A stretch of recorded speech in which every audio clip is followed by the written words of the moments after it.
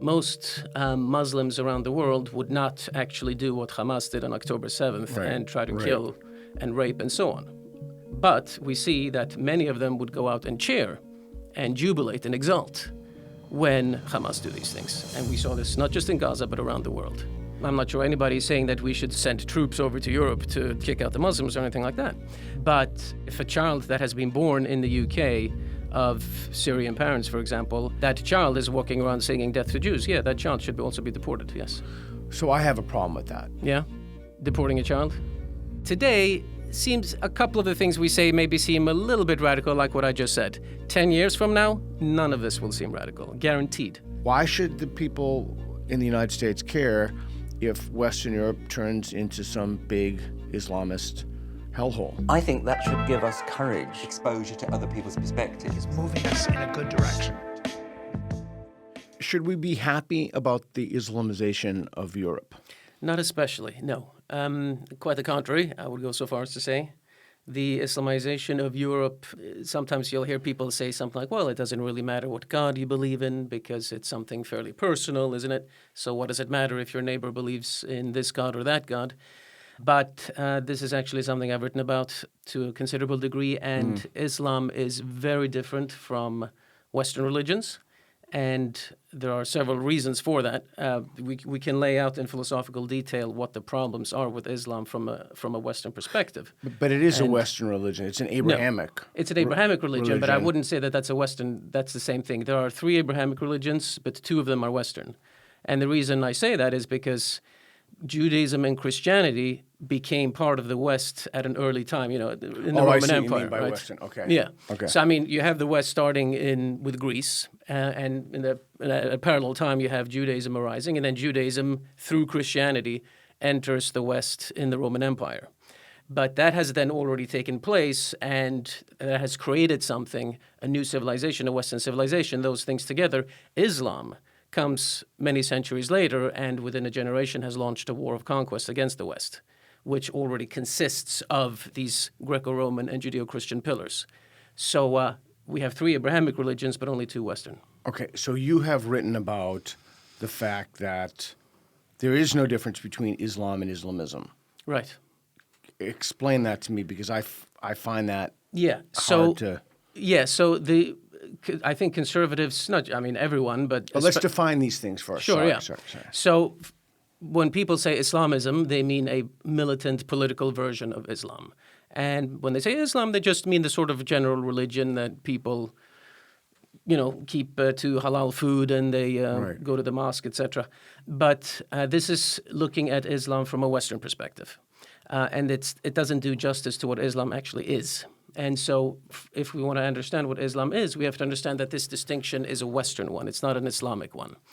Islamism used to be synonymous with Islam. If you go back to the 18th century, look at some of the French writers, Enlightenment writers, when they write about Islam, they sometimes say Islamisme, Islamism, but they mean Islam. Sometimes they'll say Mohammedanism also as a synonym.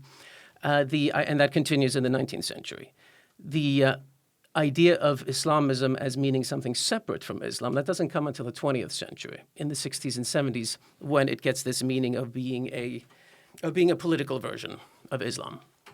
And the thing is that Islam itself is already political, so there's no need to make that distinction. And this is not a critique of Islam in and of itself to point this out. Muslims themselves will happily explain that Islam is not just private faith, but it is an all-encompassing concept. And this is especially a problem that Protestant countries suffer from, because Protestantism, and especially Lutheranism, has this view of religion as being something very personal, direct communication between the believer and God. Catholics are slightly less prone to this because they have this whole sort of church hierarchy that that has a political dimension to it, although as Catholicism weakens as well in Catholic countries, people there become prone to this error as well of thinking that there is a difference between religion and politics. We think of religion and politics as being 2 separate things, but this is not the case in Islam. Now, there are obviously different strains of Islam. They're not all the same. But if we're going to talk in a general way here, in order to distinguish as much as possible Islam from Christianity or from Judaism, this is the case, that this is a Western distinction, Islamism and Islam. And the thing is, when people say Islamism, why does the left especially say Islamism? They say this because they're trying to protect Islam. And this is something that has to be understood, because if a Muslim behaves nicely and is an ordinary citizen like everyone else, he's a Muslim. If all of a sudden he commits a horrible crime and puts on a suicide vest or something like this, we call him an Islamist. Why? To save the Muslims and say these aren't Muslims, these are Islamists. To save Islam, to say this isn't Islam, this is Islamism. It is a way of protecting Islam, because we have this sugary Western prejudice that all religions basically just want peace on earth and kumbaya and love thy neighbor, etc. It's not true. Okay, so help me. This is not in my area of expertise, so you got to be a little patient. I know that you have a PhD and you've published in this and written about it extensively. So what about, like, the stands? Stand means land. Like, what about those countries? They're not filled with people blowing shit up and going crazy. And hey, did you know only half of you watching are subscribed? If you're enjoying the content, hit the subscribe button to keep the videos coming. Thanks. Right. So obviously the actual people who literally blow themselves up, obviously that's always, thank goodness, always going to be a very small minority. Most human beings still don't actually want to die for a greater cause. Most people are just happy to kind of just live their lives. But if you're talking about what people actually think and what they believe in their hearts, then that's a very different story. Most people, Muslims around the world would not actually do what Hamas did on October 7th and try to kill and rape and so on. But we see that many of them would go out and cheer and jubilate and exult when Hamas do these things. And we saw this not just in Gaza, but around the world. And so the idea that Islamism is something separate is simply not true. There is Islam. Obviously, you can say that within Islam, there are more extreme and less extreme forms. There are many schools of jurisprudence in Islam, some of which would argue that, yes, indeed, what Hamas did was a war crime and broke Islamic law. That certainly exists. But... Right. So there's disagreement. I remember when someone was burned alive in a cage. I think it was in Jordan. Yeah, maybe? in Jordan. Yes. Yeah. And there was bitter division in the Islamic world about that. And I do think there's a tendency to think about these things monolithically. Right. But when I look around the world, I see many peaceful, civil, sane might not be the right word, but because I'm an atheist, you're an atheist. I definitely see distinctions, even large distinctions like the Sunni-Shia split. Yeah, absolutely. So you think we should just do away with the term Islamism? Yes. Which again, I mean, you're absolutely right. There is not one Islam. There are, just like there are different Christianities, there are different Islams, you could say. Yeah. That's true. But to say that when we say that all of these peaceful or seemingly peaceful Muslims are Muslims and everybody else is Islamists, that in itself is a distinction that effaces these other distinctions that you just referred to. So when we speak of Islam, of course, we can use additional adjectives like more radical type of Islam, a less radical type of Islam, and so on. Of course, I don't deny these distinctions. But to say specifically that the moment something becomes political, then it's no longer Islam, it's Islamism, that's absolutely wrong. Okay, so let me ask you a question, something I've been thinking about. I saw just today some pretty heinous things of immigrants in the UK that Matt Goodwin tweeted out, and I saw some crime statistics. I think it was like 2003 when Ireland was the safest country, the most peaceful country, and then now, and I saw it was one of the most dangerous, and then it's the same people who surface to the top every time. Somali immigrants are Eritrean. It's the same. But I would be remiss in this discussion if I did not say who the group that have absolutely no problems, they contribute to the treasury, the lowest incarceration rate are the Japanese. So I just want to say that there's a balance. This is not a racial thing, as many people think. Sure. Okay, so this is what I've been thinking about. If you're not comfortable answering the question, don't answer it. I'll be happy to. So I was in Brussels recently, and I could not believe what a cesspool it was. I simply could not believe trash everywhere, and I didn't see any women. I saw many military-aged young men. I saw screaming. I saw. Let's just say, so we know that there's a demographic replacement. We know that Poland Hungary, South Korea, Japan. We can just go around the world. And when we know that what we used to call the third world, I don't like the term global south, but what we used to call the third world, those populations are rising. Let's just say that the people of Brussels were slowly replaced by Muslims from the Middle East. But the institutions were the same, and the judiciary was the same. What would that look like? The judiciary wouldn't stay the same for long. Okay. And it would become, the judiciary would turn into a Sharia judiciary gradually. I mean, which we already see in several European countries where there are islands of Sharia law that are in effect. So that's what would happen. Parallel legal systems, right? Yeah, exactly. Yeah. And those parallel, the thing is, and this is also historically true, the Muslims to whom we're referring, they may seem somewhat tolerant now, but that's because they're in a minority. Once they're no longer in a minority or are approaching the cusp of a majority, their tolerance will correspondingly decrease, and the previous legal system will be marginalized. We can basically, I don't know if you want to get into this, but we can basically, for those who are philosophically interested, we can isolate a few specific reasons why Islam. Because it's one thing, to say, Islam is political, Islam is more radical, and so on. But why specifically this is the case philosophically? Sure. They're basically. Would you mind? Yeah. These are the three reasons. This is not an exhaustive list, but there are three reasons that I think are particularly salient, and I could go through them briefly. Please. So the first one we already touched upon, which is the political aspect. So. Islam, and this is actually somewhat similar to Judaism. Judaism has this sort of all-encompassing kind of attitude about quotidian restrictions, right. And all of the various aspects of life are regulated. But there's a crucial difference, which is that Judaism is not proselytizing, whereas Islam is also proselytizing. Correct. Christianity does not have this overarching political system where everything is controlled, but it is proselytizing. So the point is, and again, there are many different Christianities. One can get into much more detail, but if we're going to kind of cover the basics of the differences, Christianity is apolitical but proselytizing. Judaism is political but not proselytizing. Islam is the only one of these three that is political and proselytizing, which means that when they attempt to proselytize, they are not just pushing a theological construct like Christian missionaries do. They are also pushing a political construct. And that's what makes it imperialistic, to use our language that we're used to in the West. It makes it politically imperialistic. And so that's why it's so much more dangerous if the society around me turns Islamic, because it's not just going to be a question of their personal private faith. It's going to be a question of the political system in which we all find ourselves. That it becomes institutionalized. Yes. So the legal system, the legal architecture will change, the institutions will change. Everything will change. Exactly. And so that's the first problem. Okay. Then there are two more. That's the most serious one, so that's why I mentioned that one first. The other two, if we're going to, again, to compare it with Judaism and Christianity, since we said in the beginning, those two are Western, Islam is not.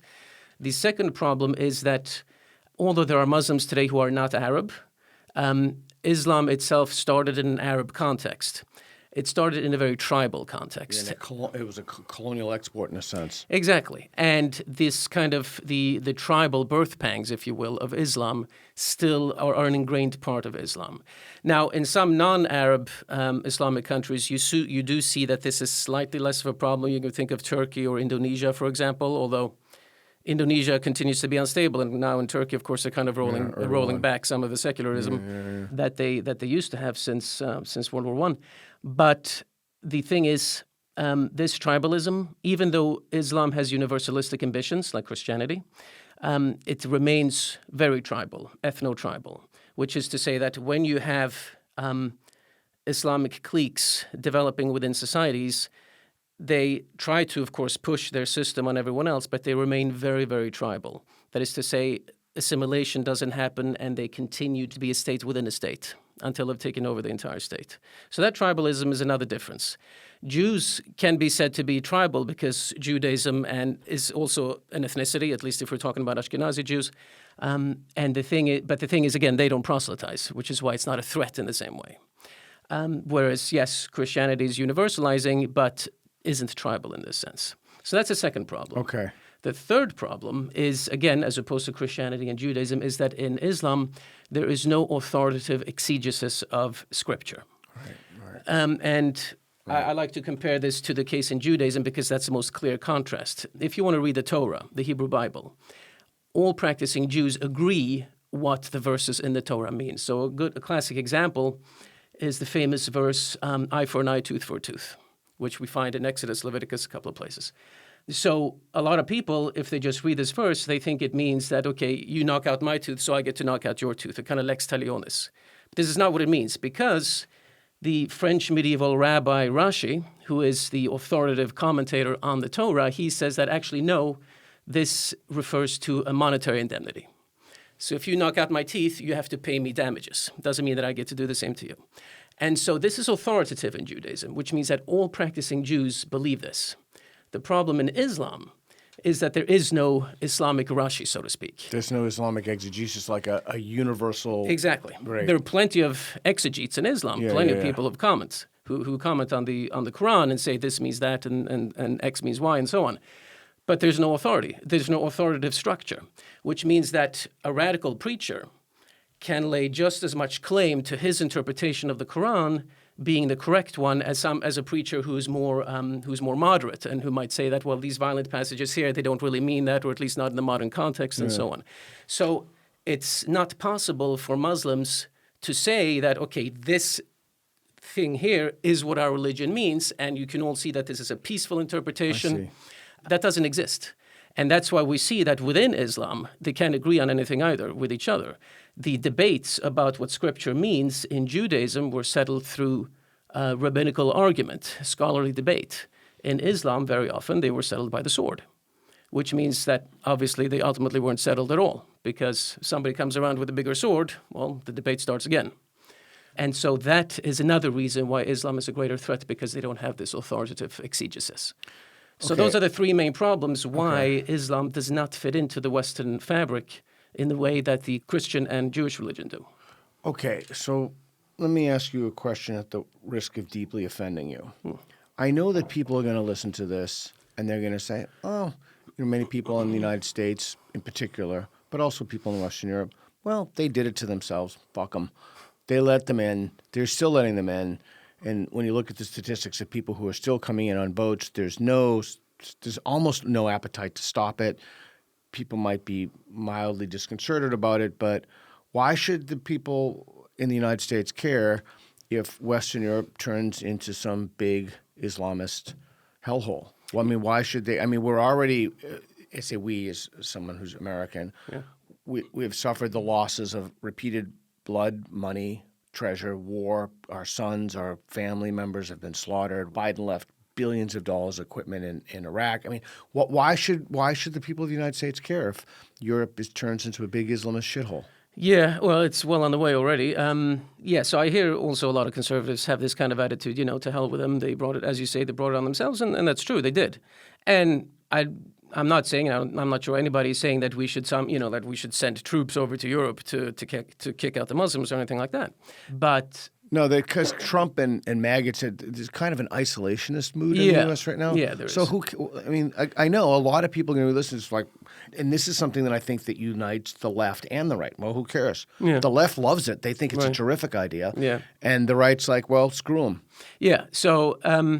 We have a long history of isolationism, of course, as you know, in the States. It kind of comes and goes in fits and starts. In American history right now, we're kind of going through a bit of an isolationist phase again. Although, must be said that Trump is not as isolationist as some of his acolytes or some of his fans.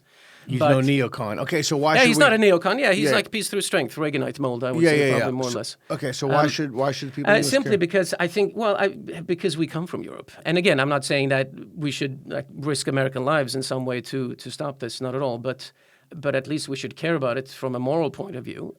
But the Europeans don't care about it because they don't secure their own border. So why should the United States care about it? Sometimes it's the outsider who understands better what's going on. I think I heard you even say sometime, I can't remember with whom you were speaking, but somebody was an immigrant to the States and who kind of explained certain things about the States to the American audience. And it's something like, sometimes, the outside perspective is useful. Yeah. And I think in this particular, we have inherited so much goodness from Europe. I mean, so much of what we treasure, obviously in the United States, freedom of speech, the list is endless, comes from England mainly. So why should we care? Why Because should the people in the U.S. care if the whole of Europe is an Islamist shithole? well, if you see your parents smoke themselves to death, for example, surely you would care. Doesn't mean you use violence against them or to stop them or something like that, but you care. And we are still part of an overall Western civilization. And those of us, I mean, we're in Europe right now. Of course, Hungary has thankfully been less prone to this mistake. And I mean, I agree with you. I lived in Paris for 3 years. I saw the city decline with my own eyes. Last time I was in Brussels, it was already terrible. That was several years ago. I can imagine it's only worse now. Same thing with London. My last time in London was 10 years ago. It was pretty bad then, so I'm sure it's much worse now. I think it's a bit of a personal shortcoming to say, and I mean, I know you're kind of playing devil's advocate also, but I think it's a bit of a personal shortcoming to just say, well, this is no concern of mine. Why should I care? Again, I'm not an interventionist. I'm not saying we should be in everybody's business. But the people who smoke, they keep smoking. They don't care. So why should we rip the cigarette out of their hand? Not rip the cigarettes out of their hand. That would be a violent intervention. But at least tell them, maybe that's not such a good idea. I think Vance and others have done that with free speech. Yeah, but this is actually a good example. I liked his speech. I thought it was amazing. Yeah. I think on a purely political level, I think he's too much of an isolationist, but that's a whole other discussion. But that particular speech, I agree. It was a speech that a Democrat would have given 20 years ago. Oh yeah, sure. Yeah, well, a Democrat 20 years ago would have been a moderate Republican today. Yeah. So I mean, hey, look at like second-term Bill Clinton. But so you think the people should care because we have a shared heritage in the West? Yes, and because also if we think about our Western civilization as a geographical area, which it is. It's still a bit of a scary thought, I think, to see how the frontiers of that civilization shrink and shrink and shrink. Okay, so what happens? Europe goes, Australia goes, because you see Australia is certainly going to go. Yeah, we saw the Muslims jubilate by the Sydney Opera House on October 7th. Gas the Jews, and then the police lied about what they said, and you exactly. can hear it you can literally hear it for yourself. Exactly. And then New Zealand, because of the Christchurch massacre, they can't push back on that. That's right. And then my own city, New York City, gets a communist Muslim mayor.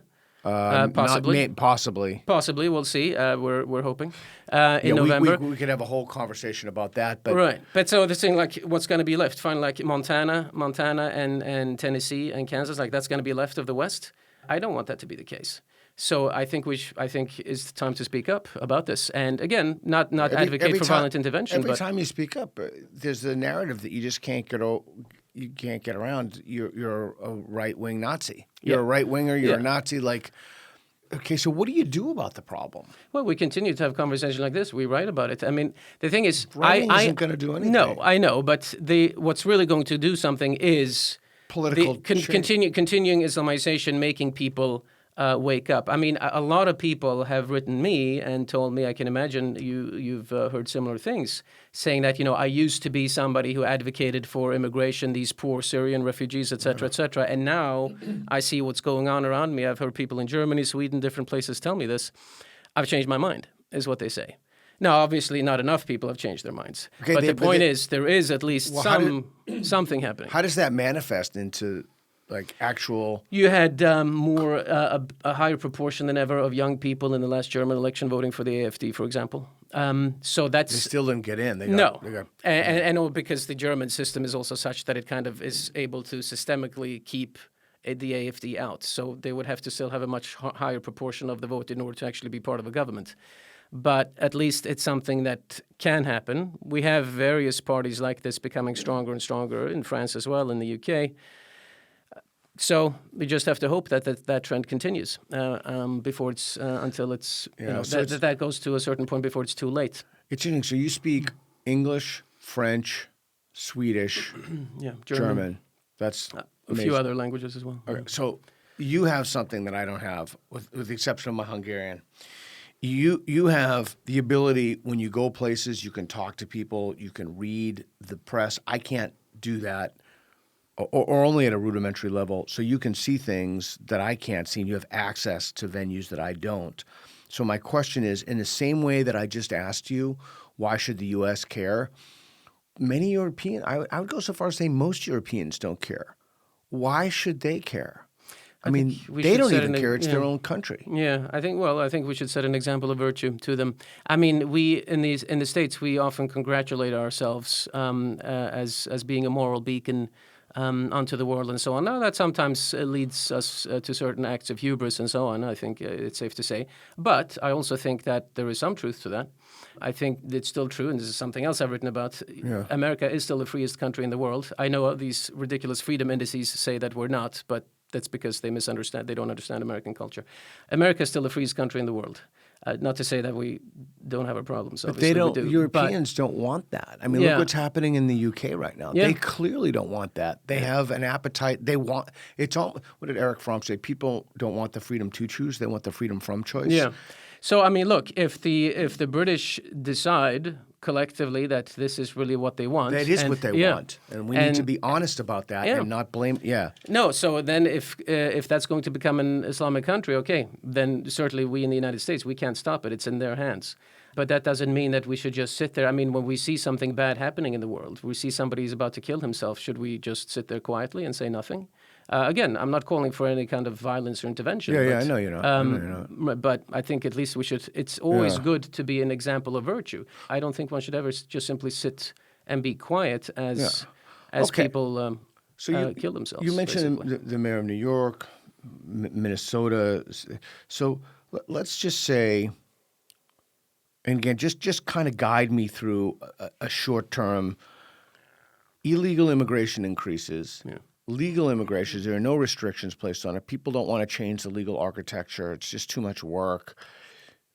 Slowly, Sadiq Khan in London or the mayor of Birmingham, increasingly people occupy positions of power who then control institutions. We see parallel legal courts, erected Sharia courts. We see, and then in Sweden, the percentage of people, and again, I'm just so conscious. Every time I talk about this, I know people are going to tune out. They're going to be like, "This guy's a Nazi." Like any kind of. So I don't even think it's worth entertaining the premise of such an accusation. And but these are the people who are allowing this to happen. So we need to. Okay, so to what? I guess it's a philosophical question. To what rights do the people living in a country have to that land because their ancestors lived there? Yeah, actually, you touch upon a point now that I actually wanted to add before getting into the topic you just brought up, which is that of gratitude. And I know it might sound a little bit hackneyed, maybe, but gratitude is one of the keys to happiness, really, I think. And I know many people say this, but I think there's truth to that. And I agree to that. I agree yeah, with that, yeah. And to have inherited as much as we have from Europe, so much that we value, and to then just sit idly by as the Europeans kill themselves, I also think that shows a certain lack of gratitude. And I think it's important to at least to show our gratitude and to our appreciation for our own cultural roots by speaking up at least, at the very least, and to point out to them what they're doing, and to remind ourselves of the same thing also, because of course what happens in Europe is eventually, as we gradually see, going to come to our own shores as well. And so to start that conversation now is good, not just for the Europeans, but it's also good for ourselves, because then hopefully we will not make the same mistake as they did. And there's starting to be, some American conservatives are starting to slowly wake up a little bit to Islam now. The problem in the States has been that, number one, we haven't been as exposed to Islam as the Europeans do, so we've kind of been blind to this. And secondly, because we have the as a part of our cultural fabric, the separation of church and state, and the idea that there should be no religious tests for office holding, that has led us to believe that all religions are equal. But if you look at some of these statements of several founding fathers about Islam, you see that they still had pretty clear opinions on Islam, what they thought about it. But so also for our own sake, not just for the Europeans, to show this gratitude to them, and also for our own sake, to make sure that we don't make the same mistake, I would add to your question about why we should care. And then as to the point that you're raising now about what's happening in the United States as well. So I think the Europeans could take advantage of the fact that they don't have freedom of speech anymore. I mean, effectively, Europe, Western and Northern Europe, doesn't have freedom of speech anymore. England, I would say in particular. Yeah, no, 100% agreed.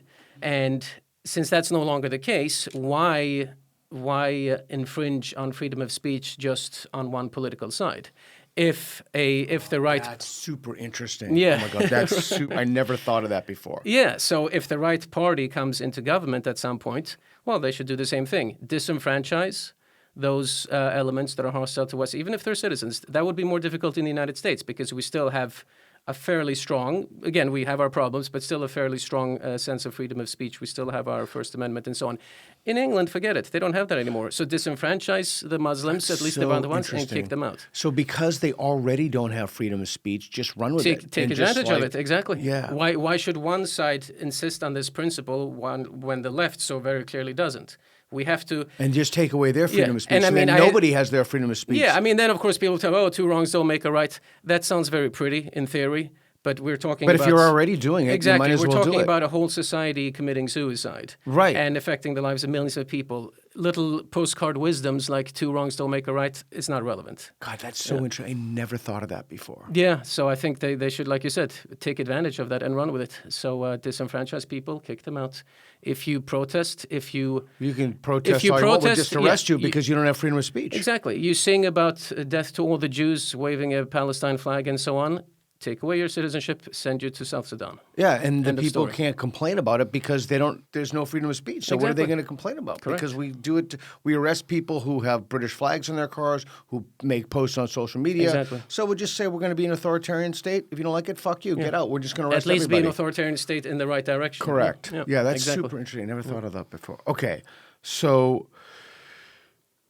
you and I are very pessimistic about Europe. Yeah. You know, I just throw this out, not to sully the conversation, but I was thinking who should care about this? One of the things I was thinking about, to tell you, this seems like that's the stupidest thing, but it's really true. When I walk around Eastern Europe and Eastern European cities, beside the fact that never once do I look over my shoulder, never once. I put my headphones in because I have tinnitus pretty bad in this area. Put my headphones in, I walk, I never look over my shoulder. If I'm in a cafe, I leave my laptop in. Like in Taiwan, you leave your wallet on the table.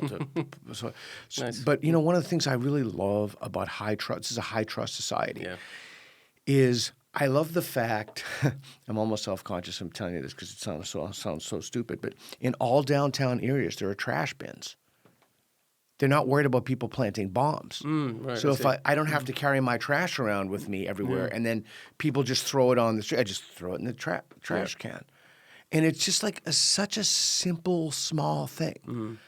So I'm trying to think about, it reminds me of something that Elon Musk said about solar roofs.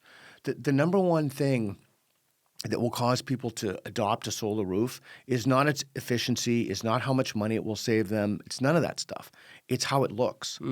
So I'm wondering if it's not, if you can't, because if you say to someone, listen, they're going to wreck parallel courts and they're going to be like in Washington State, there was just an honor killing by the side of the road, like all this crazy stuff or an attempted honor killing.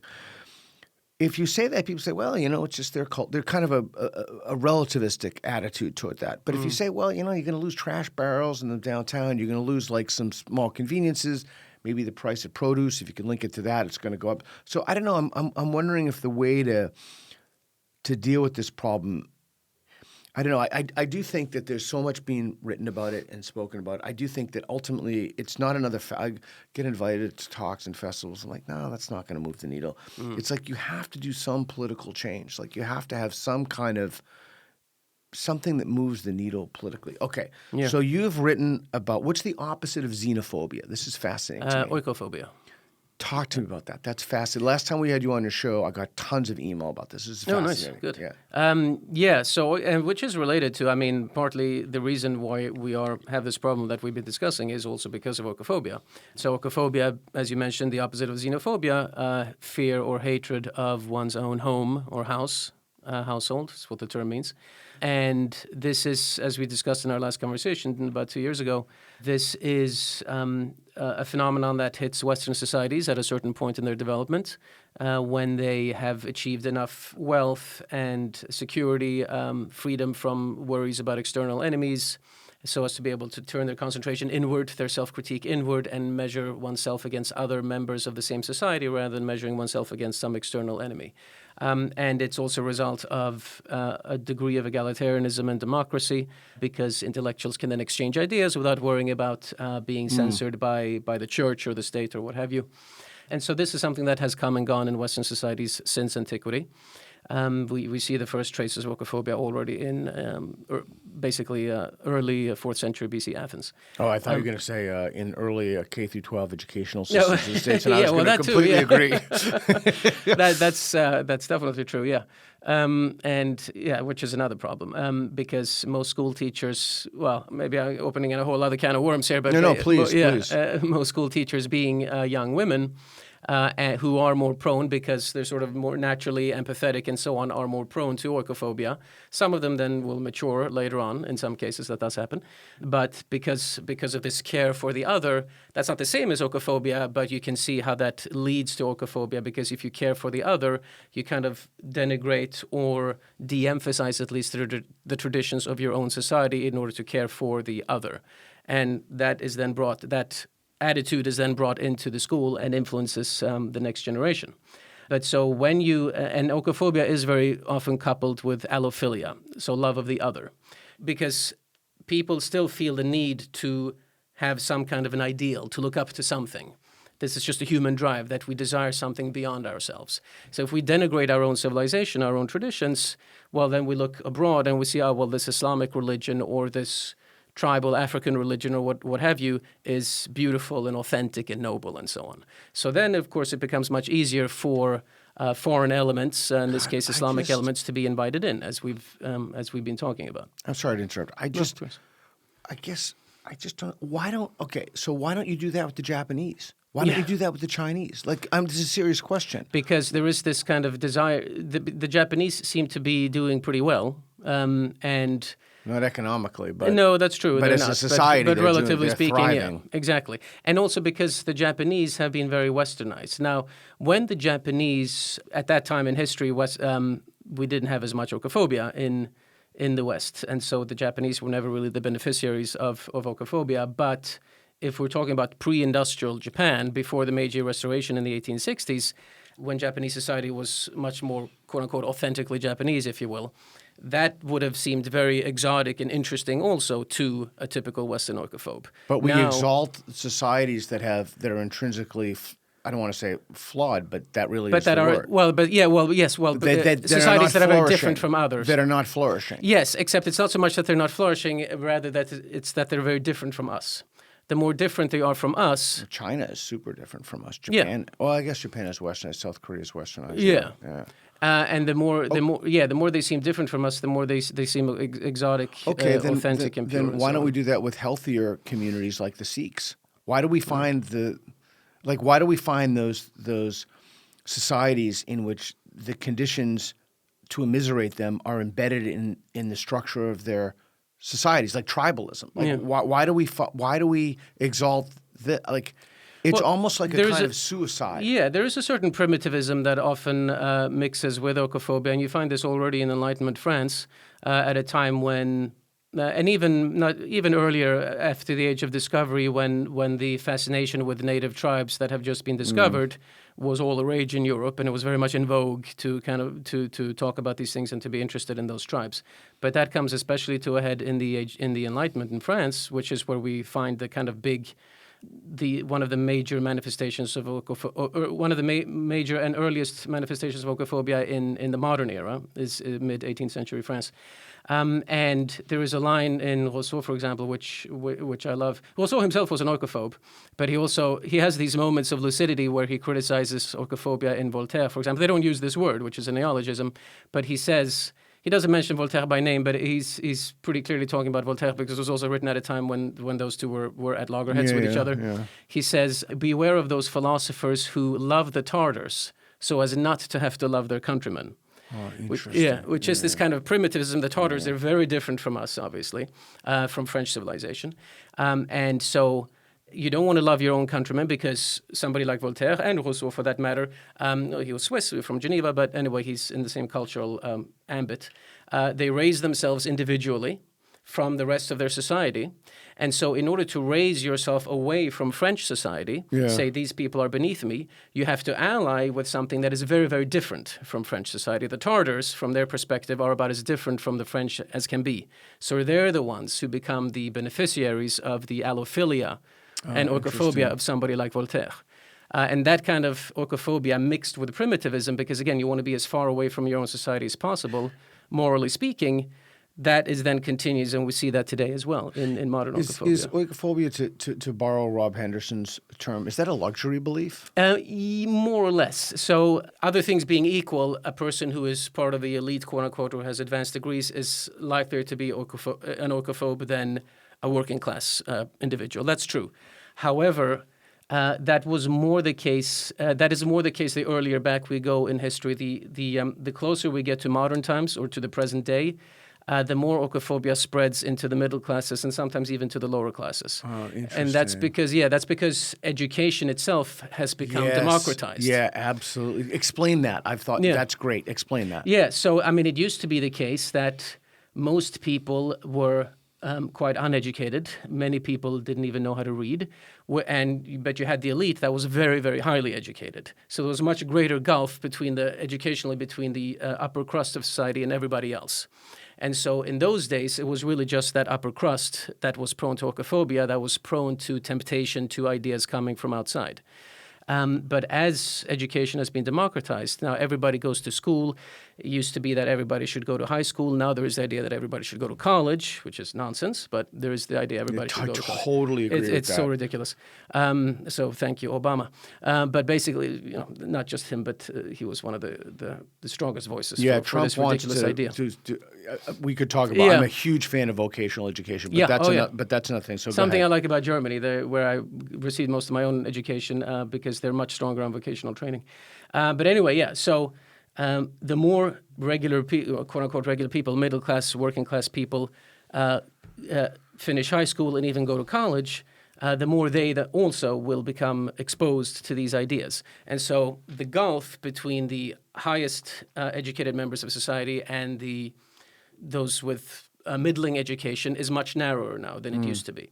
And so that's why we see today oikophobia also spreading to the middle classes and even lower classes. We see, because in Greece and Rome, it was really just an elite phenomenon. It's a Western phenomenon by and large. By and large. We find it in the non-West as well, mainly as an influence. I can talk about that too if you like. But basically, French Enlightenment oikophobia is already to some degree a middle-class phenomenon. And you see that even more late Victorian England. You even see it spreading into the working class during the Boer War, for example, because then there's this idea that, the Boer War was started by the Jews and the capitalists and on the back of the English worker.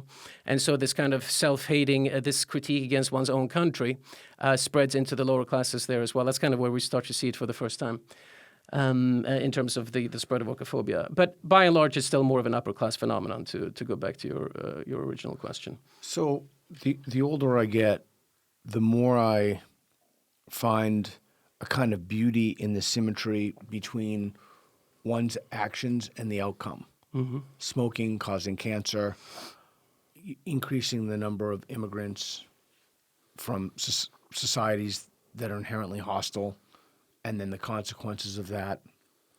There's a kind of, I don't know how to describe it. I was thinking about it when I was on the train over here this morning. There's a kind of like, I don't want to say equanimity. I don't really know what it is, but like it seems like the seeds of the demise of the West are sown within the West. Yes, absolutely.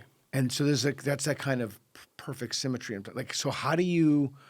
Because I'm a big fan of the West. I want to preserve the West. Unfortunately, many people in the West hate the West. They don't want to preserve the West. I don't know if they intentionally want it to be Islamized, but it doesn't bother them. Mm-hmm. They think they suffer from a kind of weird cultural, moral, and epistemic relativism. Mm-hmm. How do we combat that? The very idea that the seeds of our destruction are sown within the fabric of our societies. Yeah. We hate ourselves. Yeah, there is that symmetry. The problem is that if we look at history, we don't really see significant cases of oikophobia being significantly rolled back once it has taken hold. But that doesn't mean we shouldn't try, obviously. We shouldn't be victims. We shouldn't become fatalists and be victims to history.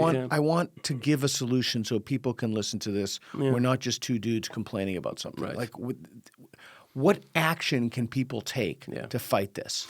So probably maybe the first, and like in terms of government action, for example, but also individual action, probably the first answer is to say have lots of children. Because, and this, like here in Hungary, for example, the government, of course, has made serious efforts to try to make people have more children with at least some success.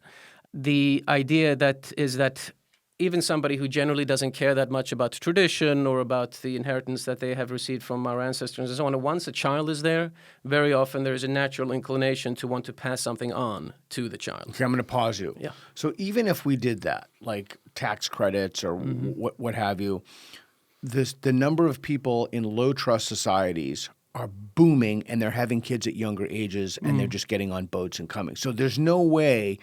I don't think if. I'm just pushing back. Yeah, I of just course, don't think that's a solution. Well, it's certainly not the only solution. No, it's even one if- piece of the puzzle. Even if we were like to put MDMA and like put it in the water supply and everybody's having sex with everybody, having kids, like that wouldn't even stop the disparities are just too great. Yeah, so I mean, another part is to close up the borders and to only let in a very, very specific type of immigrant. Well, we know that won't happen. No, right. Yeah, well, although, I mean, at least in the United States now, there is at least, the government is showing that there is some... Europe, but okay, Right, all okay, fine. Yeah, Western Europe, you're right. Yeah, so Western Europe, that's Okay, probably- but you're right. We should. You're right. Let me take that back. How do we stop the oikophobia in Western Europe and the United States? Yeah. So having kids, closing the borders. Exactly. Religion plays another part. Now, as you said, you and I, right, that's something that's less appealing to us. But what I would say is even people who don't believe in God or the Bible, whatever had the theological construct, to at least understand, and this is something that I myself have actually embraced to a considerable degree, to understand the aesthetic, to appreciate the aesthetic aspect of I'm religion. culturally Christian. Right, there you go. Yeah. And this is something to kind of become a little more popular now on the right. I even heard Dawkins, right? He said something similar a couple of years ago. He said that for years. Oh, did he? Okay, yeah, yeah. someone found that recent quotation. Oh, but I yeah. see. Okay. Yeah. And to understand that we still need religion. Even if you don't believe in it, we still need religion as a kind of a foothold. Because, again, the cornerstone of every civilization is religion. Because if you don't get that, you get like pregnant men. Exactly. You get people This just is coming exactly completely right. insane. And this is why I love people, on the one hand, militating against religion and against the church and so on, and at the same time complaining about the infestation of postmodernism in science, not understanding that the latter was a consequence of the former. And so, again, one doesn't have to believe in it, but at least to appreciate the aesthetic aspect of it. There was a time in my life, for example, when I was living in Germany, I had a good Catholic friend. He's still my friend. I would go to Latin Mass sometimes. I'm not a Christian. But I went to Latin Mass sometimes on Sundays just because I thought the Latin singing was beautiful, because I knew there was a community there that wanted to have a kind of an island of faith away from the materialism and hedonism of society and so on. So an appreciation of cultural things. It's very difficult to do that, I would add, or I would argue, if the entire K through 12 and educational apparatus is set up. Yes. It's almost like an oikophobia factory. Yeah, it is. I would say it almost literally is an Oikophobia factory. Yeah, and that's another additional piece of the puzzle, which is that education has to be reframed in a much more heroic kind of a way. We have to have which we used to have, a heroic framing of our own national histories, which doesn't mean, of course, that one ignores bad things, but it means that even bad things should be put in a redemptive, heroic context. And that goes also a little bit to the gratitude that we were talking about before. I was actually talking to a middle school history teacher not long ago who had been teaching her kids about the Trail of Tears and about how isn't it awful what the Americans did and the poor Indians and so on. And I told her, look, you're actually being very ungrateful. It doesn't mean, of course, that we can't sympathize with an innocent Native American child who was the victim of this and had her family uprooted and so on. We can certainly sympathize with those things. But we also have to understand that those things that happened and the Americans who did this, our ancestors, what they did is part of what allowed us to have this flourishing civilization today. And even though we might take issue with certain specific things that happened or certain decisions, we should have a basic attitude of gratitude to those who came before us, because we're sitting here, well, not right now, but when I was having this conversation in New York City, this gleaming city, that is a direct result of the actions of our ancestors. And it is the height of ingratitude to sit there in your armchair and criticize Andrew Jackson or whomever you like for what they did, even though you are the beneficiary of their actions. Yeah, the problem with that, I would argue, is that there's a kind of circularity embedded in that because people, I think that we should have gratitude, but these people, by definition, they don't think that they should have gratitude. Yeah. So I do think that there's a kind of E.D. Hirsch things that every educated American should know. I think that there's a canon that we should teach people. I remember years ago in the early 2000s, I met, or maybe mid-2000s, I met someone who taught history in high school, and she didn't know, she never even heard of McCarthyism. Like literally never even heard of it. And I was just flabbergasted by that. So yeah, so I mean, you're right. Sometimes it can happen that more difficult parts, if you will, of our past are ignored completely. I'm not saying that should be the case. Although one could argue, again, opening a second can of worms, but one could argue that McCarthyism wasn't. Not that I'm saying that everything that McCarthyism was a good thing, but maybe not as such a completely unmitigated evil as it has sometimes been portrayed to be. She was teaching high school, and she never heard of it. Oh, she was teaching in high school and she had never heard of McCarthy. Yeah. Oh, interesting. I should have explained that better. Sorry. Okay. She was teaching high school. She I never saw even heard of. an English teacher who didn't know the difference. An English teacher didn't know the difference between who's and who's with apostrophe and without se. Yeah, wow. Teaching English. Yeah. So yeah, this is what we're talking about. So you have it's really part of the postmodern condition. Yes. Like we don't need this. We don't need to know this. We need all knowledge is relative. All knowledge is. I love the term applied postmodernism, the Helen Pluckrose's term. It's a kind of applied postmodernism in an educational arena. Maybe this is just one of my lenses, but I think it starts with education. I think it starts with I hear people – I don't know. Am I getting older? Am I getting I hear people speak and they're just speaking in ways that I have to – remember when I was in New Orleans for a while, I really liked this woman. That's when I ate more sugar and dairy. She served us ice cream. She's American. I honestly couldn't understand a thing she was saying. Like nothing. The accent. It wasn't just the accent, but the diction, the grammar.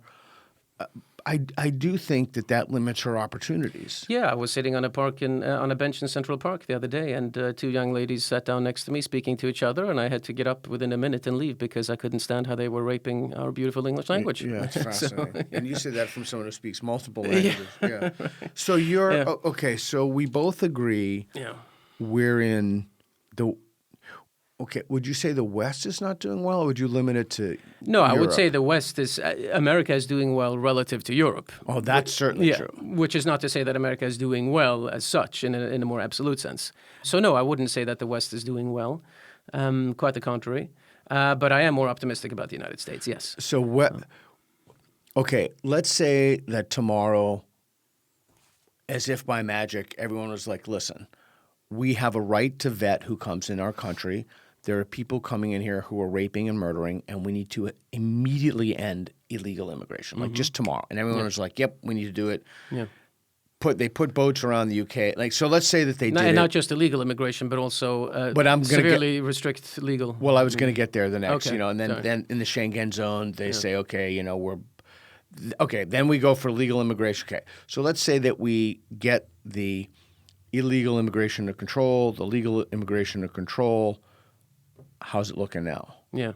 So looking better already, but it's not going to be enough because I agree, because you already have too high percentages of Muslims already in the country, and who not reproduce just at men, a greater rate. Yeah, at younger ages. Yeah. Men, almost exclusively men. Yeah. Fighting age. Yep. Unskilled. What I would add would be a key to that. Yeah. Unskilled, exactly, and who intermarry and have their wives, their English wives or French wives, what have you, convert to Islam, of course, and then raise their children in the Muslim faith. And it's remarkable the extent to which I was walking past the Parliament building in Stockholm last year and noticed that a lot of the guards there were very clearly of Middle Eastern extraction. And I mean, it's interesting to see. I don't want to sound dystopian, but I mean, really, how once things have gone far enough, how things could just turn on a dime and saying, okay, we own this Parliament building now. It's ours, and that's it, and there's nothing you can do about it. And not just in Stockholm, you see similar things in many places. I mean, police forces, like it was in Amsterdam, they had to reassign Dutch, quote-unquote, the Dutch police officers away from guarding Jewish monuments because they didn't want to, because these were Muslim Dutch police officers, and so they didn't want to guard the Jewish monuments, which you would think would be enough to fire them, but no, they just get reassigned to guard non-Jewish places. It's unbelievable, but this is where we are. That is to say, it's not just that we are developing parallel societies and Muslim states within states, but that the custodians of our own state themselves are increasingly Islamic and less willing to serve as proper custodians of our states, of our societies. So basically, the immigration question is an important one, but it's not the only thing. We have to also, as we mentioned before, in Western and Northern Europe, a lot of millions of people have to be disenfranchised and deported. If we were able to do that, well, as I'm not European, but if the Europeans were able to do that, you'd be more hopeful about the sustainability and survivability. Yes, I would. People then say that, oh well, we need immigrants for our jobs and so on. Ask you that. Yeah, so the reason I think that's I don't think that's an acceptable counter argument is that yes, obviously it would have an economic impact, no question about that. But these kinds of things tend to be self-regulating over generations. It's not something that's going to be self-regulating immediately. Yes, there will be economic pain and lower standards of living for a while. But the thing is, if a society, because of low birth rates and because of having deported millions of people, has to go through a bad economic phase, the response to that naturally, demographically, will be more children. And so within a generation or two, the problem will be mitigated. And so to say that there's going to be Well, wait a second. I'm sorry to push back on you, but I'm not sorry. But I was just reading that the children of immigrants tend toward criminality more than those immigrants, and I can find that after the show. No, but you're quite right. Yeah, I've seen the same statistics. Yeah. Yeah. Okay. So. Yeah. No, I'm saying the not just immigrants, but indeed, if a child that has been born in the UK of Syrian parents, for example, that child is walking around singing "Death to Jews." Yeah, that child should also be deported. Yes. So I have a problem with that. Yeah, deporting a child born in the country. Oh, I see. Yeah. Not if the child was born out of the country. So I think we're looking at that, and I mean, I understand that, but we're looking at it from an American perspective. And note that what I'm saying here, I am not applying to the United States. Now I'm talking only about Western and Northern Europe. Disenfranchisement because the point we made before about how if you're going to be an authoritarian state and you've already suppressed freedom of speech, do it in the other direction as well. That's not the case in the United States. So that kind of authoritarianism, I'm not advocating for the United States. We still have our First Amendment, which is precious. Okay, so let's talk about that. So there's a kid who's, let's say that he's an age where he could be actually dangerous to somebody, like 16. I got tapped out in jiu-jitsu by a 13-year-old once. So, which is another thing that almost no one talks about is if you go into, because I've told people this, and do you do any martial arts? No, I lift weights. Okay, so, well, this would be lost on you, so there's no point to tell you. But so there's no point to the example. But it's if you go to these MMA schools, they're almost entirely, they're radically disproportionately filled with Muslims. Yeah, okay. And no one understands. Literally, unless you do MMA, you don't understand what that means. Okay, so let's take somebody who's 16, for example. It makes sense within the Islamic context we've been discussing anyway, but okay. Fine. But no one understands that you're training people within your country to kill you. Right. Yeah. And you don't understand how one well-trained person in MMA can really wipe out a whole bunch. I mean, but anyway, okay. So you have somebody who's 16 in Western Europe who's running around, death to the Jews, hate Jews, gas Jews, Hitler was a good dude. Maybe they wouldn't say dude. Hitler was a great guy. What do you do about that? Send him to Syria. End of story. He has no business being in Europe. And no exceptions for, family members. No, gone. It's gotten to this point. Again, I know that's going to sound a bit Even if they were born in the country? Oh, yes. Out. Yeah. He has no business being in the UK or in France or what have you. And again, I'm aware. But this is the thing. This is also something I wrote in my long text on Islam. Some of the things that I say now, 10 years ago, much of what we're saying right now would have seemed very radical. Right, today, far right. Yeah, exactly. Today, seems a couple of the things we say maybe seem a little bit radical, like what I just said. 10 years from now, none of this will seem radical, guaranteed. Or less than 10 years, but 10 years for sure, none of this will seem radical because things will have continued to get to a point where more and more people will say, yes, of course, he has to be deported, of course. So yeah, we're just kind of nipping it in the bud, but it's going to come more and more people will agree with. I mean, already now, I'm sure some people who will listen to this are already agreeing.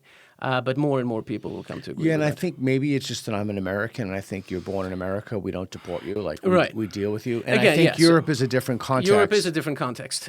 So number one, as we said, we do have a stronger sense of freedom of speech in the United States, and that's something we should still be very protective of because we haven't gotten to that point. Yeah. And something we should not just be protective of, something we should be proud of. But yeah, Europe is simply a different story. And this goes, we mentioned before that a lot of American conservatives haven't grasped Islam because they haven't been exposed to it as much. And also because, again, as I mentioned, we have this idea of... And the left loves it. The left wants more and more of it. The left adores it. And so that is a bit of a different context. But I invite skeptics in the United States to go to some of the cities we mentioned, Brussels, London, Berlin, Paris, etc., not to walk around in the tourist areas, but to go where people actually live. 100%. And they will come back and to stay there, a couple of months, and they'll come back with a different opinion. But you know what I think that they'll say? Yeah. So in terms of ideologies, almost nobody has a moment of honesty with themselves. So like this guy Mamdani, if he is mayor and the city goes to shit, I can guarantee you with total certainty what people are going to say. It was the far right.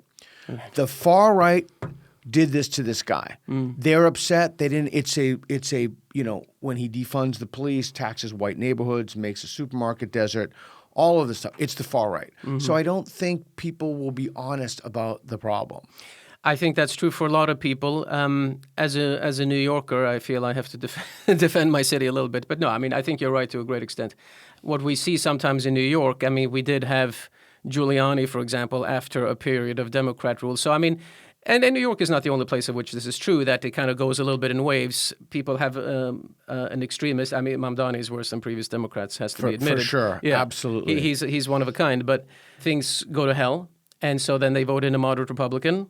Things get better, and then they forget how things were when they went to hell, and the kind of cycle continues. But so my only hope is if Mamdani does become elected and he does exactly as what we both think he's going to do and what he says he's going to do, he says he's going to do. It's like he's not hiding it. Right. That then at least things will become so bad that then maybe we do get a moderate Republican or at least a moderate Democrat as our next mayor. Maybe this is a point of disagreement. I'll tell you one thing, and then I'd love to hear your thoughts. I actually want him to become mayor in a sense. Yeah. I want him to become mayor because I want him to destroy the city. And Thank you very much. Yeah. The reason that I want him to destroy the city, I love New York. I spend a lot of time in New York. I'm going to spend time in New York because I think that in democracies, that's the beautiful symmetry I was talking about. Right. I think in democracies, you have to be accountable. Yeah. And I think people need to learn the lesson. And history is replete with people not having learned the lesson. So we need to see what happens when you defund the police. We need to see what happens when you have state-run supermarkets. We need to see what happens when you tax white people and put an extra tax on So basically, rich you people. want me and my neighbors to be your guinea pigs, yeah?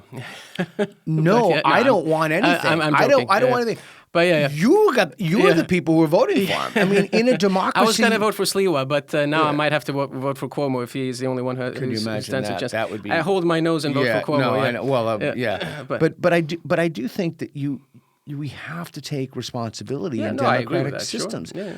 with one major caveat, and I mean this from the bottom of my heart. I don't want to offend you when I say this. No federal fucking bailout. Right. Nothing. No, I agree with that, Zero. yeah. You voted this lunatic in. Now you're going to deal with it. Yeah. The problem is they're going to blame it on the far right. For whatever reason, the far right boogeyman is somewhere out there, and they're going to say, well, this would have been some utopia. Okay, let me throw out an idea to you. And, that's only partially tongue-in-cheek. I don't want the lunatic to get in, but if he does get in, people need to understand there are consequences for your votes and your decisions, your political decisions. So my friend Reed hates this idea, but let me throw something out. So I have been thinking long and hard about why Europe is doing this to itself. in one sense, and I've been reading about it from this is out of my area. I think in one sense, the argument could be made, well, the hammer blows of modernity and liberalism, they'll come here, they'll become, enlightened liberals, kumbaya, Shangri-La, everyone will be fine. Nobody wants the secret police to kick their door in at 2 a.m. They're going to realize how wonderful it is living in a high-trust society, and they're going to integrate. Everything's going to be fine. Okay. Maybe some people believe that. Maybe. I'm going to throw out an idea that may mortify you, but I'm going to throw it out, and you give me your honest opinion about this. My friend Reed despises this idea. This is such an obviously suicidal idea to import hundreds of millions of people who despise you, who despise your culture, many of whom have never seen women unveiled. Douglas Murray has written about this. Other people have written about this. And for the billionth time, as is mandatory in all these podcasts, not all Muslims, not even most Muslims, the majority of Muslims. That's my take. You can... Yeah, it depends on what the rest of the sentence, but I might disagree with that. Yeah. Okay. So why would someone do this? Yeah. Like, why would, if you want to term it, people talk about the elites. Why would the elites do this? Is it ignorance? Is it kind of this Pollyanna, everything's going to be fine? Before I tell you a speculation, is it because we want cheap goodies? Because we want, low produce or like plastic goods that we get from China? We just need, or because we see falling demographics? How about this for an idea? We hate Jews. We tried a final solution. It didn't work. So we're going to import people in who we know are going to kill the Jews and hate the Jews, so they're going to have to flee. Because we know everywhere that there are increased Muslim populations, Jews flee. This is an empirical fact. People can deny it. Maybe there's a fringe example where that's not the case, but by and large, that's the case. So we can get rid of our Jews in Western Europe if we import more Muslims. Do you think that was running through anybody's head? Not maybe in some discrete individuals, but I don't think that's any of the major causes for this. No. Okay. What do you think? If I did or didn't mention it, what is the cause of people doing something that's so obviously going to cause the death of their civilization? Yeah, so it's all of the above, except for the Jewish part. I don't think that's a big part of. Again, there might be some individuals who welcome it for that reason, but on the part of government action, I don't think that's a big factor. But the part of it is the economic reasons, falling birth rates and so on, and cheap goods, etc., the things that you mentioned. And part of it is also what we've been talking about, oikophobia and allophilia. An enormous naivete about, and arrogance, really, you have to say, in thinking that other people are like we are and believe what we do. That is, and it's so funny because these people, they accuse people who are more on the right of ethnocentrism, but they're the ones who are ethnocentrists because we actually bother studying other civilizations and trying to understand them. Whereas they just assume that they see everything through their own Western lens and assume that these immigrants view society and gender roles and everything else just like we do. And so they're the ethnocentrists. And I would say, and I think polling data also bears this out, that when you say that not even a majority, I do believe you're absolutely not every Muslim, sure, that we can agree on. Yeah, but so it is a majority of Muslims who do at least have some sympathy for what Hamas did. Okay, let's talk about that because if I'm harboring a misconception, I want to end it immediately. So we both agree. And maybe our disagreement is just what the percentage is. So let's use as the litmus test Hamas. Okay. October 7th. We can use another one if you don't want, but I'll just throw that one out for now. We both agree that not all Muslims think this is a great idea. Right. Okay. Now we have to figure out what percentage of Muslims, like we get that, I would imagine, from polling data. Yeah. What percentage of Muslims do you think, like have you read about polls? Yes. Well over half. Well over half. Well over half. And the thing is, this is slightly better in the United States than in Europe. Well over half. Yes. In the United States, over half. A little bit over half. In Western and Northern Europe, well over half. And this is why, to go back to the earlier part of the conversation, we cannot talk about Islamism. People sympathize with Hamas and are called Islamists. And I want to tell these people, no, they're not Islamists, they're Muslims. Because this is what they think. Again, you can say then there are some Muslims who are better assimilated and more there's peaceful data and so for on. that. There's actual data. There's for, okay. actual data for this. Yeah. So let's use another example. Okay. So let's just kind of go through the Ferris wheel of examples. So I've seen virtually from polls in the UK, Holland, and Germany, almost no Muslims support gay marriage. Right. That's kind of making your point for you. So I guess I'm just trying to tease out now. Yeah, this is still our own Western, I don't want to use the word prejudice, but our own Western acculturation that makes us struggle with this idea. That makes us struggle, I do struggle with the idea. I do struggle with it. Yeah, but make us struggle with this idea that seemingly nice and pleasant people, and not just seemingly, but actually nice and pleasant people. You can be hosted by a Muslim family and have a wonderful time and so on. Normal people still have this, what we would consider and what is an incredibly evil ideology. People who are otherwise pleasant and charming and so on. And this is something that we have to face. Because otherwise we really don't understand what is going on here and what we're doing to ourselves. It's very, very interesting. I'll share a personal anecdote, if I may. Of course. So I have two kids, and they're both gay. And I have I wouldn't call him a friend, but a Muslim friendly I'm with. And I mentioned meeting my son. He's like, is it your son a homosexual? I can't do the accent. But I said, yeah. He said, no.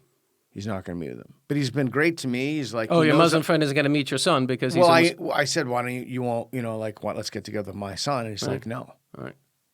And I just was like, wow. And this is going to be a shock for a lot of Americans because what we often hear from a lot of Americans, including some conservatives, is that, oh, well, I have, my doctor is Muslim or my next door neighbor is Muslim, perfectly nice, normal people. And that may very well be the case. And some of them truly are assimilated and don't take this aspect of their religion very seriously. But when push comes to shove, a lot of these people, a lot of these conservatives, a lot of these Americans will discover that tribalism dies hard. And they will discover that when push comes to shove, when we actually get to a more serious clash of civilizations, they will discover that where many, not all, but where many of these seemingly very normal, well-adjusted Muslims, where they actually stand, where their sympathies actually lie. That's going to come out. And there will be people who will be shocked by what they find out. Yeah, I mean, I guess, not necessarily oversure, but that was really hard for me. Yeah. It's yeah, like, I can imagine your own son. Yeah, those are my kids. Yeah. It's like, and just to hear, and he was just such a good guy to me. Like he was like, So that was hard. And to now me. one can be like politically for or against gay marriage. I myself happen to think that gay marriage legally is a bad idea for society. That's a conversation for another day. It's another conversation now, for another yeah. time. But again, not even to want to dignify the humanity of a gay person. Exactly That's a right. whole different story. That's exactly right. And that's I would agree. That's horrible. Yeah. So Hamas, October 7th, gay marriage. I read the number of Muslims in Her Majesty's Armed Forces. You could go through these metrics. So I guess I'm struggling right now with two things. I'm struggling with the fact that I don't want to believe this stuff. Yeah.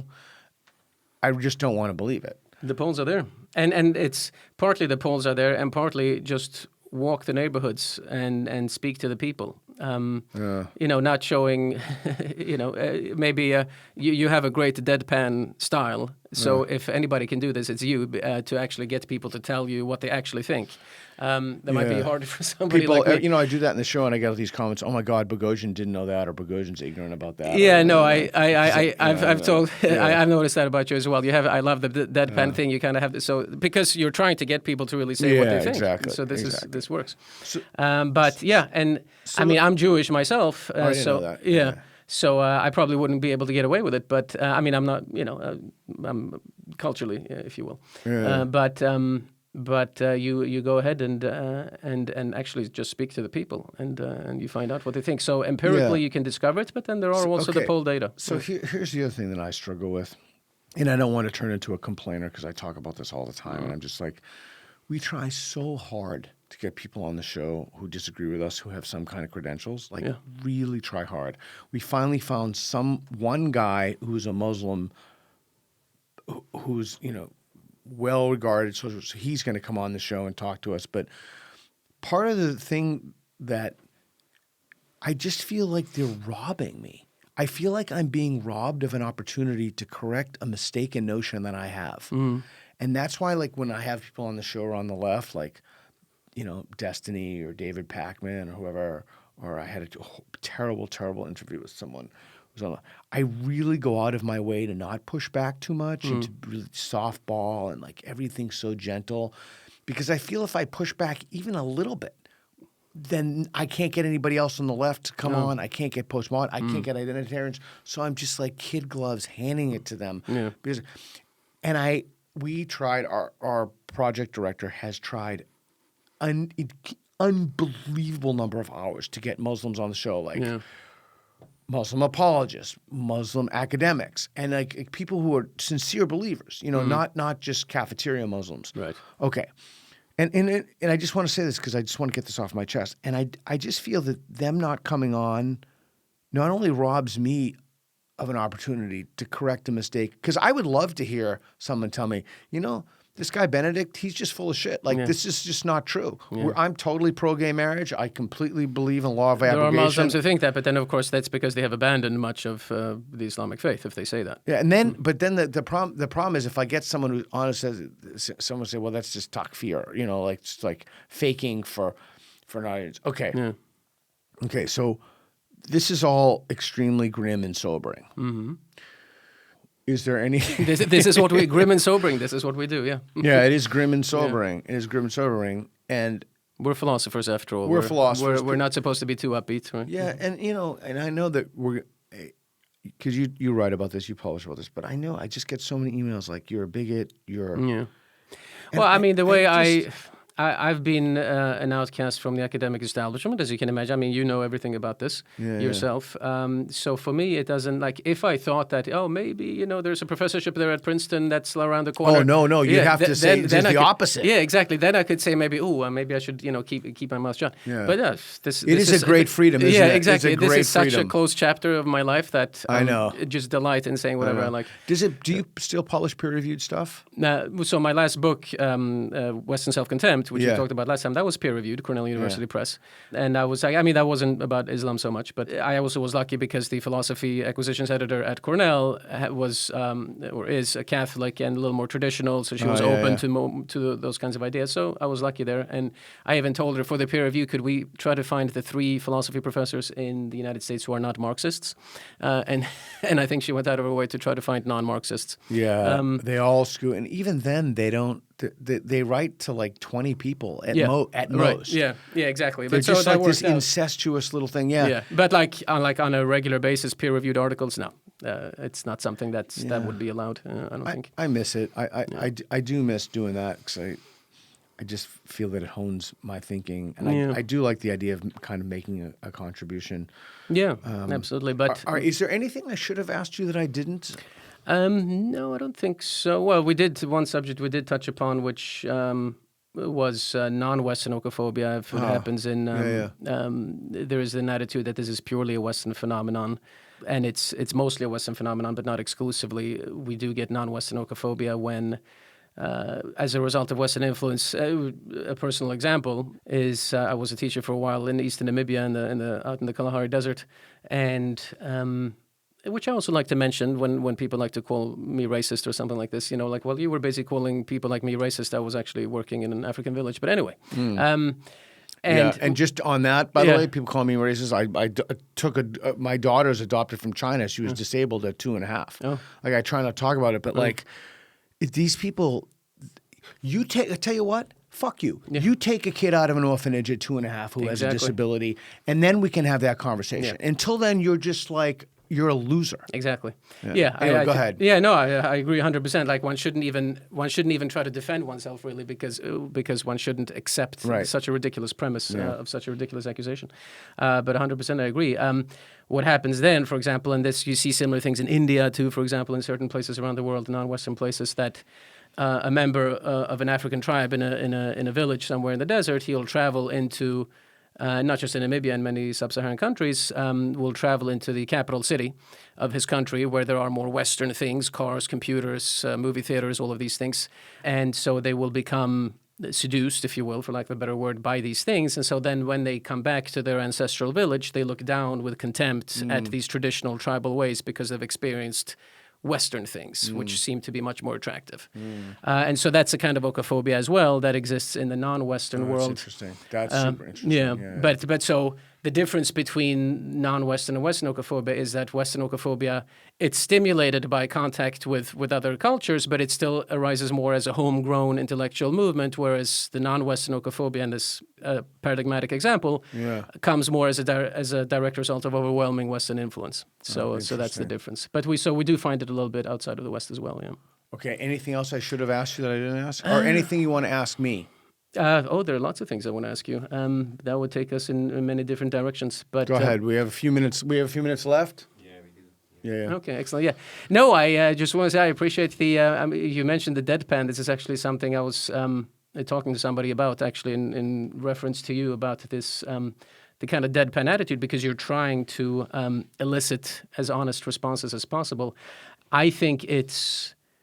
And you mentioned it kind of before we went on air. You said something about the importance of honesty to give honest answers and so on. Yeah. For me, it's the easiest thing in the world to be honest, because I have this kind of attitude that to the academic establishment or anyone else who would insult us and what we do, their insults are like music to my ears. And See, that's good. so honesty is, I can't imagine not being honest. Yeah. Well, I was going to say, I was thinking. Sometimes people ask me questions and I just find them hilarious, like really funny. And then every once in a while, somebody will send me something like, "Why did you laugh at that?" I mean, I laughed at it because it was just funny. Yeah. Like, and so there's a difference between an interview and when I'm doing the street epistemology stuff, we put people in the match. I try to do the best job I can to be neutral, to not let people know my opinion. But when I'm playing that game myself, because I wouldn't ask someone to do something that I wouldn't do. So I often go on the mats and sometimes I just laugh because these things are just so uniquely stupid. Like, they're just so stupid. Yeah. But this is kind of what I was getting at, because I was wondering, like, I've seen some of these things that you do, and if you find it, I mean, I admire your. I don't know if it's self-control on your part, or if it comes easy for you to just be a kind of a neutral foil for people, because some of the things you hear people say on the show. As you say, are precisely what you said they are. Yeah, I remember. But does that come easy for you? Or do you have to really try hard to keep it in? I start with the posture, kind of a Socratic posture of being genuinely curious. Yeah. Like I really am genuinely curious about why someone believes something. I remember I did something at a college campus when we were on tour, and a black girl was telling me about like spraying Lysol in someone's face, and it was just she just told the craziest story, and I remember just thinking to myself, like, why on earth would anybody think that spraying Lysol in someone's face who they think is offending them? So, but I think by and large, I'm genuinely curious about why people believe what they believe. And I think that posture of curiosity is a prophylactic against being startled or being offended or being anything. And I think it's a great attitude because, I mean, being offended is a drug. And I think there's a certain naivete, in a good sense of the word, that we should have as philosophers and as thinkers in general, this kind of naivete where we're so almost in a childlike way open to any kind of possibility. And this is something also that I'm kind of writing a little bit about now in a more methodological vein. Yeah. But basically to rid ourselves of some very silly academic strictures on our conversation, and to kind of have this almost childlike openness to anything, and we'll find that in terms of actual philosophical and scientific discovery, that's actually the better attitude to have. Yeah, I'll tell you that if you're having a conversation with somebody and someone says something like idiotic, you can just kind of discard it and throw it away. The problem is when you're doing those street epistemology sessions, they are absolutely intellectually exhausting. Like every single night I go home and I am passed out. Here's why. Not only can you not discard something, you have to keep everything everybody says resonant in your brain. So not only the conclusions, but the reasoning.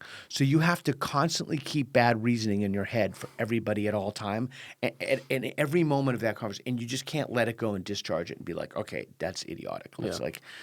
And it's exhausting. But again, I think it's curiosity And I think my golden rule is I only ask people questions if I genuinely want to know the answer. Because if I want to know the answer, other people probably want to know the answer But too. you don't go into these conversations thinking like, I really do know the answer to this question. Oh, I just yeah, I want to know mean, what other people think. How could I not? Yeah. But I don't go into the conversation thinking, I wonder what other people think. I go in the conversation thinking, I wonder what their reasoning is.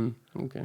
And if they have reasoning that's superior to my own, it kind of reminds me of, you ever watch Star Trek? I was more of a Star Wars guy, yeah. Oh, God, that So, kills you me. know, You're dead to those me. two groups, You're yeah. dead to me. But there's this episode in Voyager when a Borg from the past meets a Borg from the future, and the Borg from everybody wants to assimilate everybody. But anyway, I think about it in terms of, if someone has a good process of reasoning that's superior to my own, I want to adopt that process because then that conclusion is more likely to be true. So that's how I think about that's part of the way I think about the process. Yeah. Plus, I honestly believe that everybody can live a life of reason. I sincerely believe that. I sincerely believe that reason emancipates.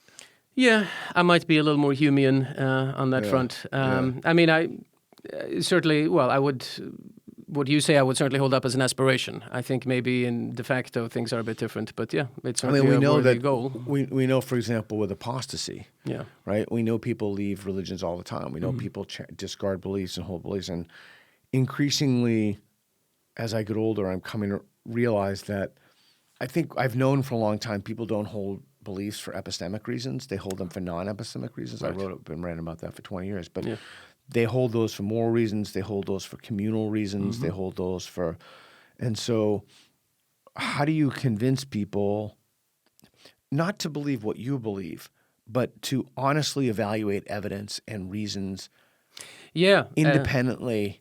I would say it goes a little bit to a remark you made earlier, which I think unfortunately is true, that what's going to change people's minds in Europe, for example, about some of the things we've been talking about, is not so much, unfortunately, this kind of conversation or articles and so on that we write, but rather them seeing how their neighborhoods around them are being transformed for the worse and so on, that's going to have a more immediate impact, if you will. It kind of reminds me of putting the frog in the boiling water. Like I think of they call it the child grooming scandal, but it's just this incredible industrial rape scandal in the UK. Yeah.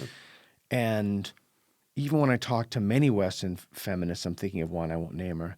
I'll name her, Julie Bindel.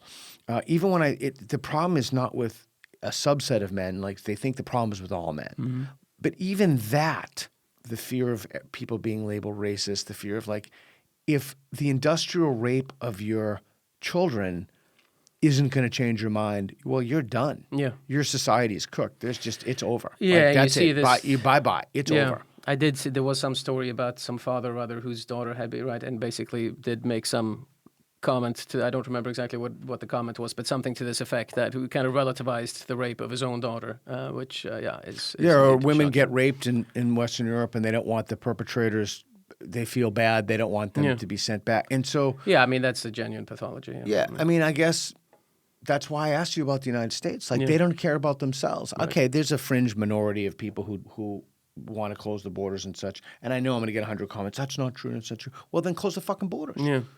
I mean, that's why I try to always separate illegal immigration from legal. Plus, I would also say, in fairness to our European friends, this is more or less true depending on the country we're talking about. But there is such a thing, of course, as parliamentary systems that are designed to make these things more difficult, where if you speak with regular people, not that it's a majority yet at least, but the fact that there is actually a larger proportion than one, if you look at the government and the people in government, you would think nobody wants this. But that if you do speak to regular people, there is at least a larger proportion of regular Europeans who do think that borders should be closed, but that they're not, because of the way the parliamentary systems work, that they're not able to translate that opinion into government action. There is, again, more in some countries than in others, but that is to some extent the case. Just a final question, I'm curious. Do you worry about your safety at all? I generally no, because I'm not particularly well known. I've gotten more attention now, since my book on Western self-content was published. It's something I think about occasionally, but not really. I could make this very personal to answer that question if you want. Please. So about basically the worst thing that could possibly have happened to me has already happened to me, which was the death of my brother and only sibling to cancer about 7 years ago. We grew up without a father, so and he was the older one, so he was not only my brother, he was like a father to me. He was the only male role model I ever had. He was my best friend. He was everything to me. And he died. He was only 42. And thank you. Yeah. And so when you've been through something like that, you almost have the attitude that, give it your best shot, because you're not afraid of anything anymore. Because, and again, I'm not, and I don't say that in a braggadocious way. I'm not saying I'm braver than anybody else. Is not what I'm saying. It's just that it leads to a different outlook on life. Death is always closer to you in my mind because of that reason. So no, I think my job is to be a philosopher, to write, to get as close to the truth as I possibly can, and that's that. Awesome. Benedict, thank you. I appreciate It's been my it. pleasure. Thank you.